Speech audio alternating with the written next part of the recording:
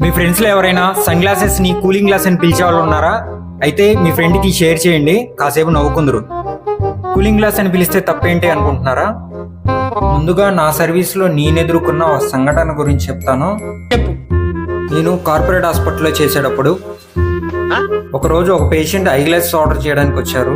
మా వాడి పేషెంట్కి ఐ గ్లాసెస్ చూపించాడు, ఎక్స్ప్లెయిన్ చేశాడు, ఆర్డర్ తీసుకున్నాడు. నెక్స్ట్ డే డెలివరీ కూడా చేశాడు. అంతా బాగానే ఉంది. పేషెంట్ 2 days వాడిన తర్వాత కంప్లైంట్ చేశాడు. మీరు ఇచ్చిన ఈ ఐ గ్లాసెస్ వల్ల నాకు జలుబు చేస్తుందని కంప్లైంట్ చేశాడు.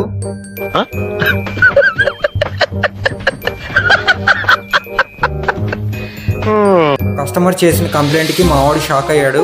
అలా ఎలా మీకు జలుబు చేస్తుంది పేషెంట్ని అడిగితే, మీరే చెప్పారు కదా ఇవి కూలింగ్ గ్లాసెస్ అని, నాకు ఇప్పుడు జలుబు చేసిందని బదిలీ ఇచ్చాడు. పేషెంట్కి కూలింగ్ గ్లాస్ అంటే అర్థమేంటో చాలా వివరంగా చెప్పాడు మావాడు. ఇప్పుడు చెప్తున్నారు, ముందే చెప్పాలి కదా. కానీ పేషెంట్ కన్విన్స్ అవ్వలేదు. పేషెంట్ని తీసుకెళ్లి డాక్టర్ చేత మాట్లాడించిన తర్వాత పేషెంట్ హ్యాపీగా వెళ్ళిపోయారు. ఈ కేసులో కూలింగ్ గ్లాస్ అని ఎక్స్ప్లెయిన్ చేయడమే తప్పు. మరి అందరూ కూలింగ్ గ్లాస్ అని పిలుస్తూ ఉంటే కొంతమంది మరి ఇలా కూడా అనుకోవచ్చు కదా, కళ్ళకి ఏదో చల్లగా ఉంటుందని.